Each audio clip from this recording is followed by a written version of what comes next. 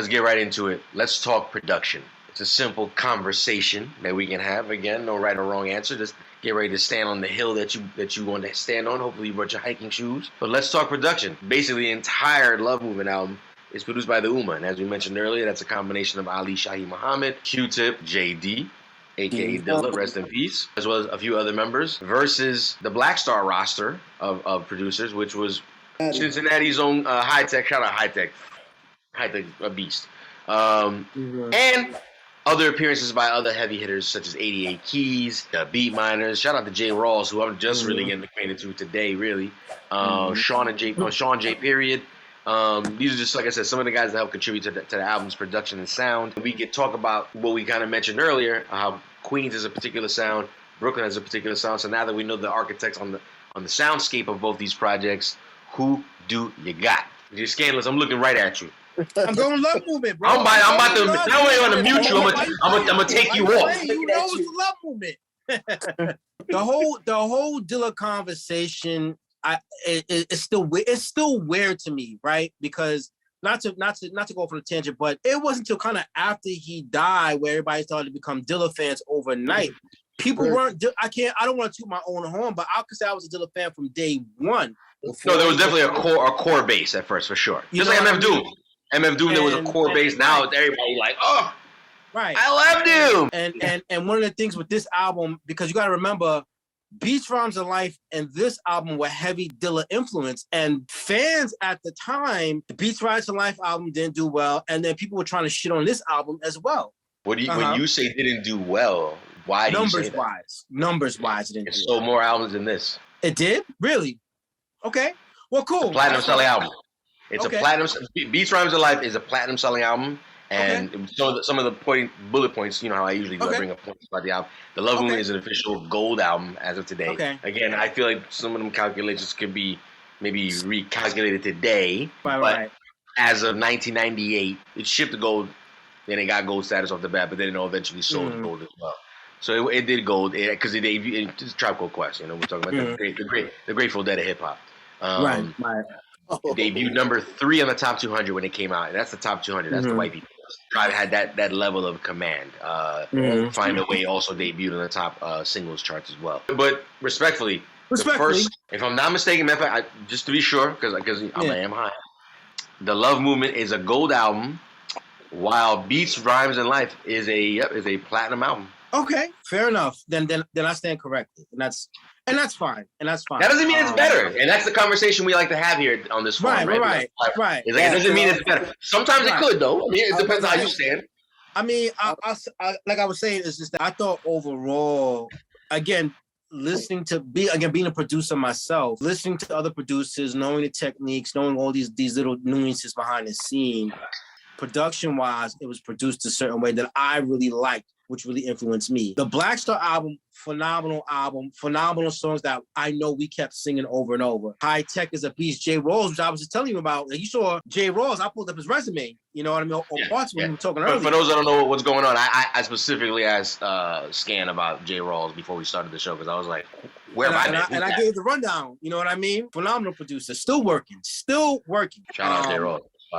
You know, but I still have to say, I guess the overall heavy hit, I guess I'll say this and I'll close. I think for me, when I have to give examples or when I teach other producers or when I teach students or put people on certain things, I can use the Love Movement as a part of homework to study certain things, where I think the Black Star album, production-wise, it's very good, but I don't know how I would even use it in that scenario to teach people, at least from what I do, from my perspective. Scan putting his first vote down for Team the UMMAH.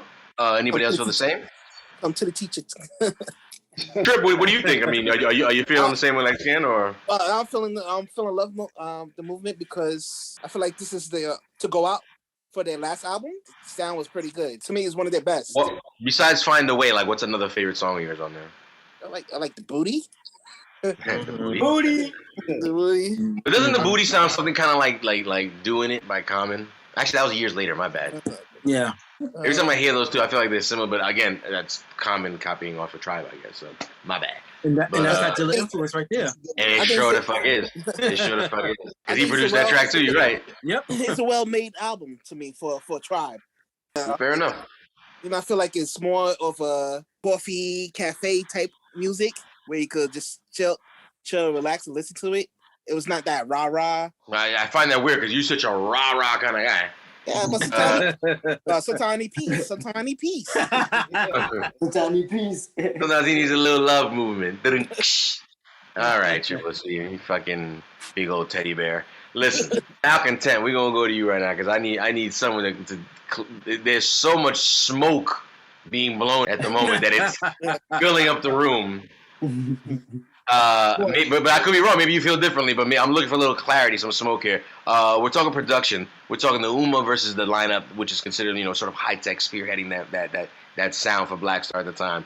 Who do you got? I got HI-TEK. I got the Black Star. Again, I am like the biggest like Tribe fan. I love all the albums. I loved the Love Movement when it came out as well. I remember everybody shitting on it, like he said, because it wasn't. Yeah. And Tribe is. Yeah, to be honest, they rarely miss, dude. They rarely miss. But the thing about it is, right, Tribe was so dope. Sometimes they could just like these albums, Beats, Rhymes, and Life, and the Love Movement are victims of their own success because you drop like 3 straight classics in a row. The bar is so high, and it's like these albums are great, but compared to like, you know what I mean, like Midnight Marauders, the Low End Theory. I mean, like, but it's also that same subject line that we talk about all the time too. Those 2 particular albums that you're mentioning are at that cusp in time when the sound for hip hop was changing as well. Exactly. So it's kind of like if they delivered a fire, what we would call, let's call it like Midnight Marauders 2. By definition of people at that time and era, it would have been like, this sounds mad old school. Yeah. Because the sound was so synthetic at that time and well accepted. No disrespect to what Scan said, because Scan definitely knows, music, more than music theory, all this stuff. But in my mind, I was kind of surprised to hear him mention that for showing examples of certain things, he would use Love Movement, to like, for like teaching students. Because some of the beats are amazing to me. Like the Children's Story, like that remake of that beat is bananas. The Brown Skin Lady, like that beat is bananas. And Thieves in the Night, Respiration, of course. Let's not forget what's the word I'm looking for? The phrase honorable mention, the Respiration P Rock remix. Yeah, the Black Thought. Yeah. I'm just saying, like, for me, I was amazed at a lot of the beats and production wise on Black Star album. I was just kind of like, man, sometimes I still can't get over some of those songs. Like I zone out when I hear like Brown Skin Lady or Children's Story. Because the beat is just like it's rich. It fills up the speakers. I feel what you're saying. No, I feel what you're saying. Just to Love Movement, I love Love Movement, but to me, the standout cuts, Find a Way to definitely stand out. The Love Movement, the title track. There's certain tracks that stand out production wise, but it was like, to me, it almost sounded like a continuation of Beats, Rhymes, and Life, which I liked, but I never put it on the same level. But nothing stood out brighter than Find a Way. Yeah, that was like, to me, like I said, I still listen to that. Well, that's an important question. Let me ask the room real quick as we continue, because we got some votes on the board here. But what would the Love Movement be without Find a Way on the album? For me. I'll jump out the window first. Because the second single was Like It Like That. Is that is that and it's fire song? But I'm saying, but is it strong enough to carry that out? Because I feel Find a Way carried the album on its back. Yeah, it's a dope album, but nothing resonates to me that special over there. That's why I kind of quizzed Triple Zero, like name me another song, because I'm like, but he did mention the booty, and I forgot about the booty, but nothing. But whereas like if you ask me about Black Star, I'll be like, oh man, there's a few tracks I could mention. And I'm like, agree. So again, we posed the question to the room, production wise, is it the Love Movement production that speaks to you, or is it the Black Star self-titled album that speaks to you as far as production? I'm gonna go with Tribe, and I will say they were ushering a different type of sound than the other songs that they've had. And I was listening to it, I was like, all right. I had to kind of get a feel for it because I was used to hearing a certain particular sound from them, which it didn't really deviate from their sound because Well, they say that there was a collective theme for this album, which was love. So there was like a lyrical love theme throughout the entire project. Right. But you can still vibe out to it, and that's what I really liked about like cafe or lounge music. Right. So you could be in a cafe. People see Yeah.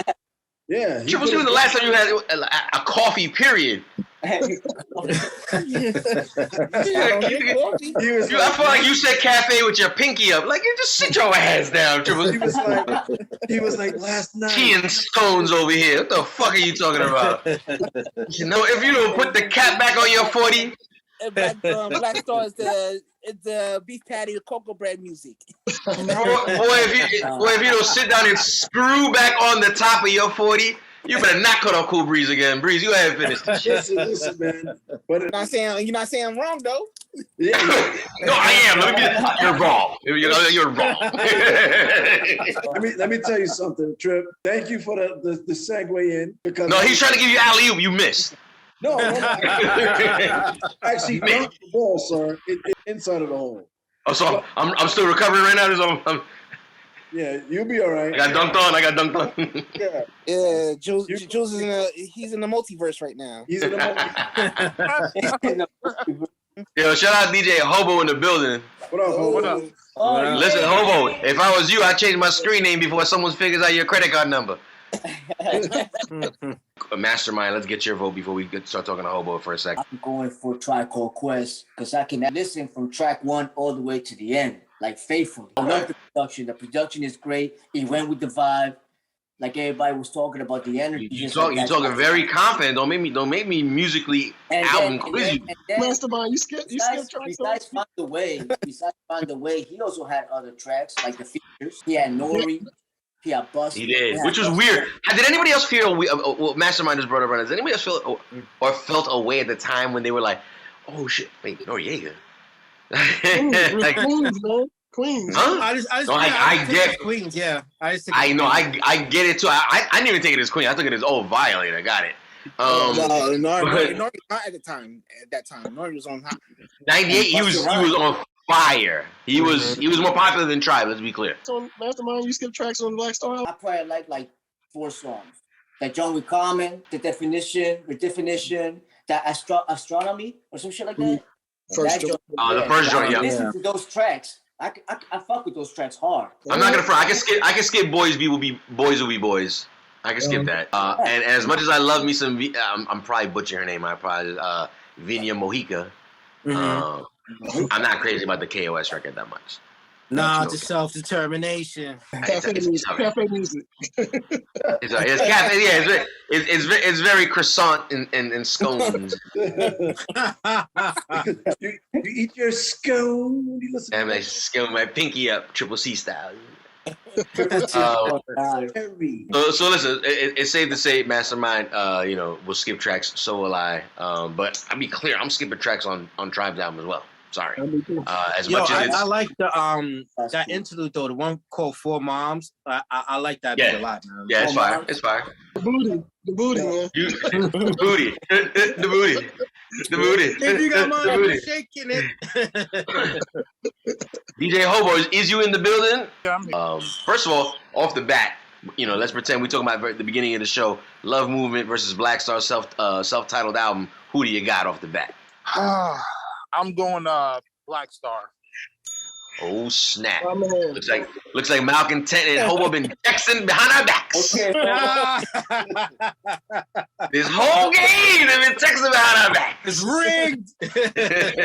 DJ Hobo, I'm gonna quickly need an answer from you for 2 questions. Okay. We asked the first question. Obviously, both albums big deal. They also both start out with big singles. We're talking about Find a Way versus Definition. Who do you got? Definition. Got you. You'd be surprised to find out that you were the only one who voted that way on that particular question. Wow. This is before you and Mal Content started communicating. It's probably because I like the girl. It's kind of because I like the sample so much. But okay. I love both records. I'm glad I didn't have to answer that one because that's a Drink Champs take a shot situation. One is a very mellow vibe. One is a very strong Brooklyn vibe. Yet they're both exemplary examples of '98 music. Exactly. So now you joined us for round number 2. You'll be rounding off round number 2 right now.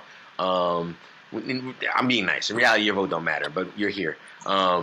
Let's talk production. We were saying basically the UMMAH versus the Black Star lineup, which consisted of HI-TEK, Eddie A. Keys, Sean J. Period, J.RAWLS, the BEATMINERZ. Ooh. I'm gonna go with Black Star on this one too. Oh shit. Okay. Go ahead. Why? Why you feel that way?